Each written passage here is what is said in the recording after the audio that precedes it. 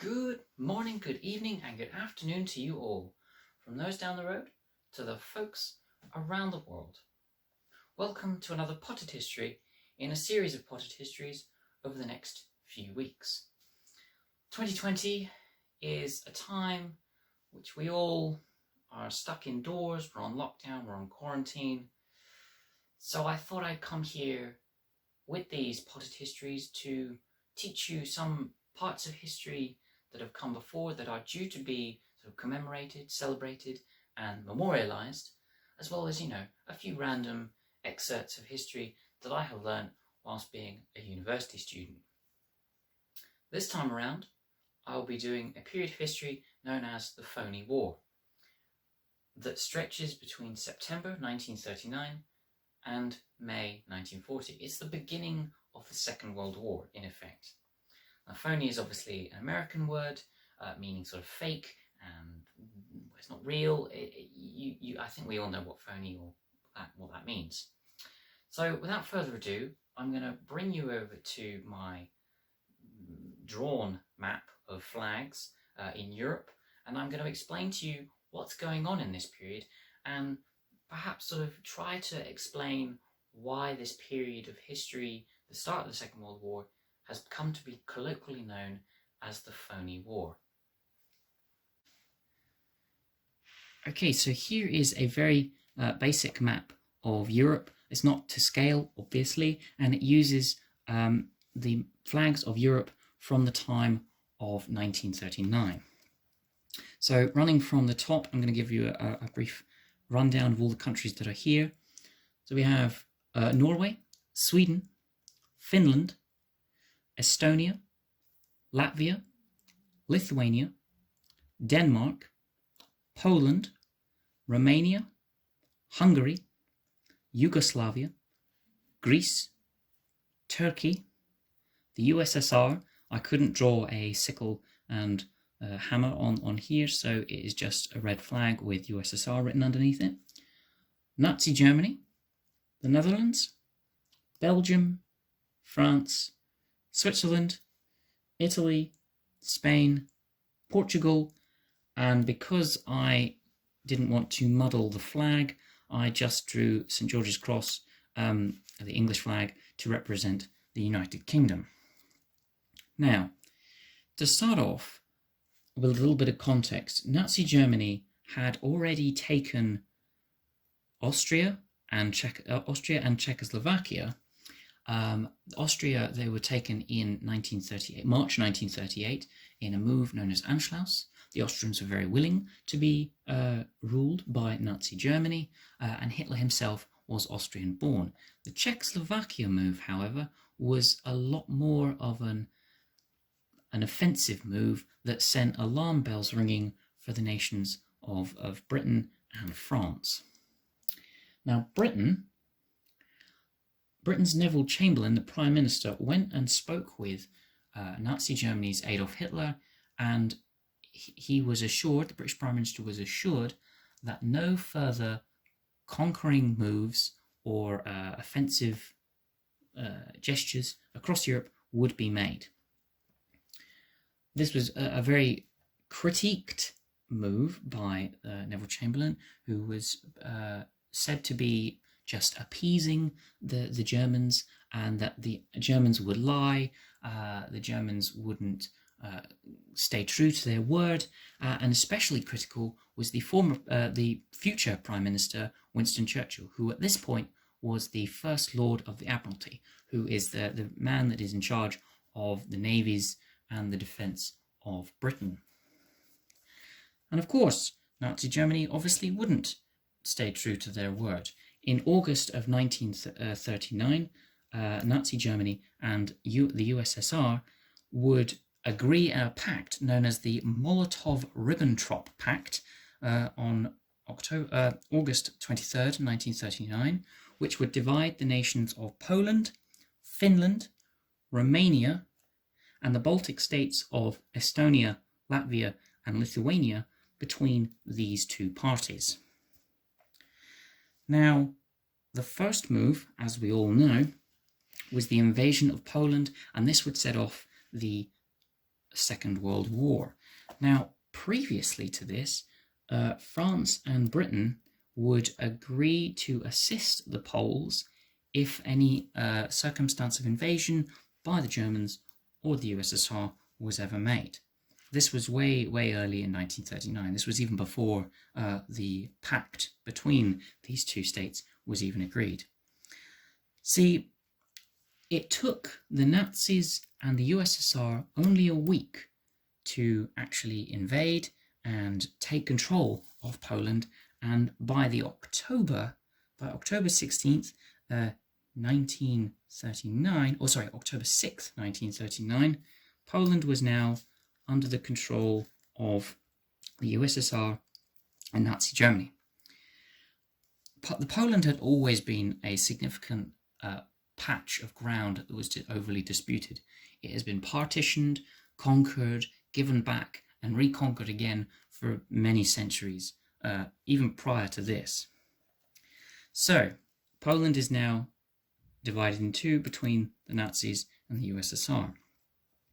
Now, the next part of this war is known as the Winter War, which is the conquest of Finland, most notably this sort of the border area, sort of known as the Gulf of Finland.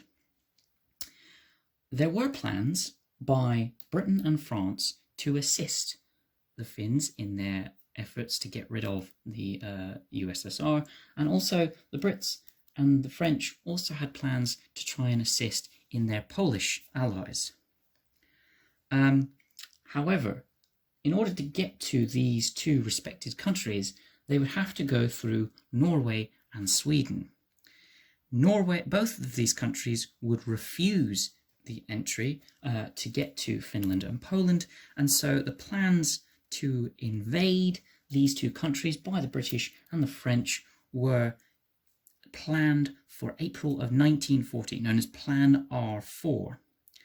However, Norway would be taken by the Germans in would be invaded by the Germans first in April 1940 and occupied by June 1940 also.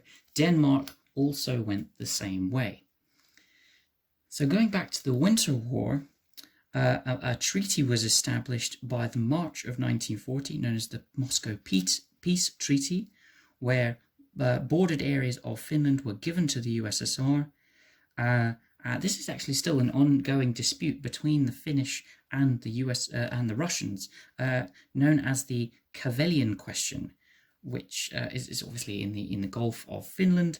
And in response to the USSR invading this Gulf, the USSR were expelled from the League of Nations. Sweden remained neutral during the Second World War, but it did concede to the Nazis, supplying them with steel and machinery throughout the war. But they did help Danish Jews from being deported in 1943 and would sometimes help their Finnish counterparts in further invasions. Other neutral territories in this period, or so far not involved in this period, the Swiss, obviously they remained completely neutral throughout the Second World War, though there were preparations made by the Swiss government and the Swiss armies just in case efforts by the Germans did come. Yugoslavia, countries, and also Greece were not, and Hungary as well, were not necessarily involved in the Second World War until 1941. Even though the Spanish leader, Franco, was of a far-right fascist political affiliation, which is very similar to that of Nazi Germany, the Spanish did not involve themselves in the Second World War, nor did the Portuguese. The Italians wouldn't involve themselves in the war until the June of 1940 also. They would take parts of France during their offensives. Now, in the efforts to take the Baltic states of Estonia, Latvia, and Lithuania. These countries, by 1940, August of 1940, were to be dominated by the USSR. So now the USSR are here, the Germans were here, and some of these countries were remaining either neutral or not involved yet, and obviously some of these countries were again not involved or neutral. The end of this period of May 1940 is when the Nazis invaded the Netherlands, Belgium, and France. Now, this period was known as the Fall of France, which is just after the Phoney War. But within a month, Netherlands, Belgium, and France were now no longer part of Europe, and they had been conquered by the Nazis. So you can just see here that of the countries that weren't involved, some down here, Italy obviously came in the June, neutral and getting offensive moves by the USSR themselves. You had the Germans, the USSR as the pure dominant force in Europe, and then little lowly United Kingdom in the top. Now, I should stress that obviously the battles in Europe were not just linked to landmass, they were also linked to areas of the navy and the seas. Now, obviously you can't see that which part is the sea. I suppose this bit would be the English Channel. Now, the Nazis and the German state had already deployed their navies in the August of 1939, ready for an offensive in their Gulf and in the English Channel. And as soon as war was declared, the first casualties of this war were the SS Athenian, which was a passenger liner that killed 112 people. The German Navy were definitely not as strong as the British or the French navies.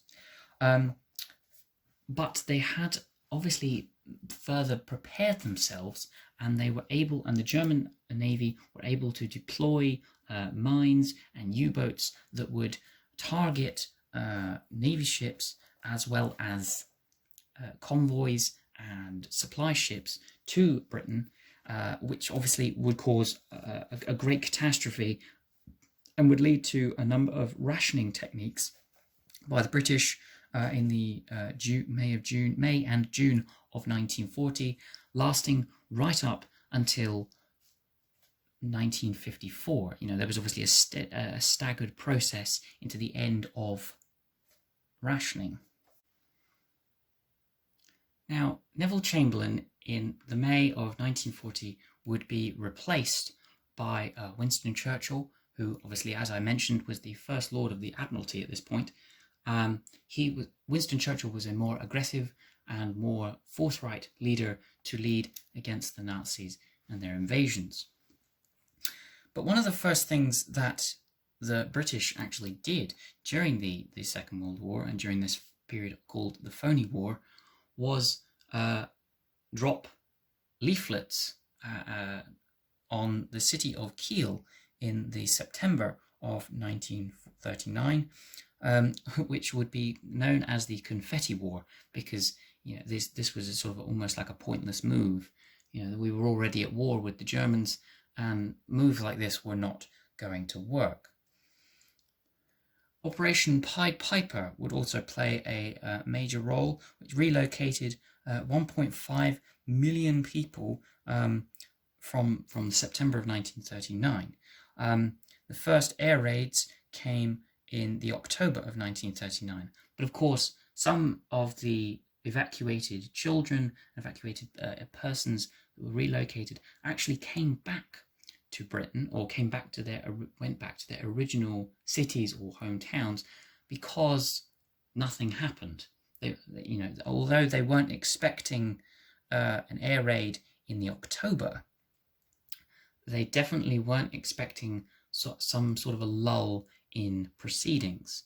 In fact, the winter of 1939 to 1940 was especially cold and especially dire. So the German Navy had to retreat back to Nazi Germany to restock, refuel, and then continue when the weather was better, to continue with their aggressive moves against the British and her allies. And that is pretty much the Phoney War. So, as I've mentioned, the USSR had great swathes of land. They had half of Poland, the Baltic states of Estonia, Latvia, Lithuania. The Germans had taken control of the other portion of Poland, as well as their neighbours Denmark and Norway. And obviously by the May, they had begun their invasions of the Netherlands, Belgium and France, which would finish and be overall successful for the Germans by the end of June 1939. Countries in this sort of eastern part of Europe would remain largely uninvolved until 1941. The Swiss were wholly neutral throughout the whole thing, as were the Portuguese and the Spanish, and the Italians wouldn't involve themselves in the war until the June of 1940. And the Swedes were there. They were partially neutral, but partially on the side of the Axis, and yet partially on the side of the Allies. They were there, as I said.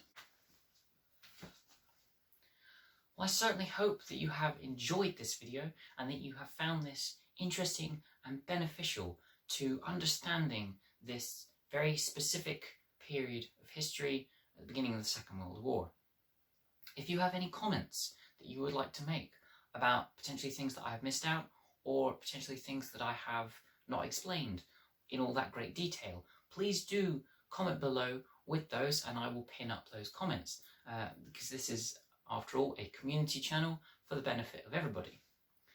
Please like and subscribe to the channel and keep up to date with all of the videos that I am doing. In the next few weeks, I'll be doing some more potted histories, and in fact, next week is a VE Day potted history. On the subject of VE Day, the actual celebration itself is on the 8th of May. Now, I will be bringing you a live stream on my Facebook page, the link of which is in my description below, as is my Instagram page.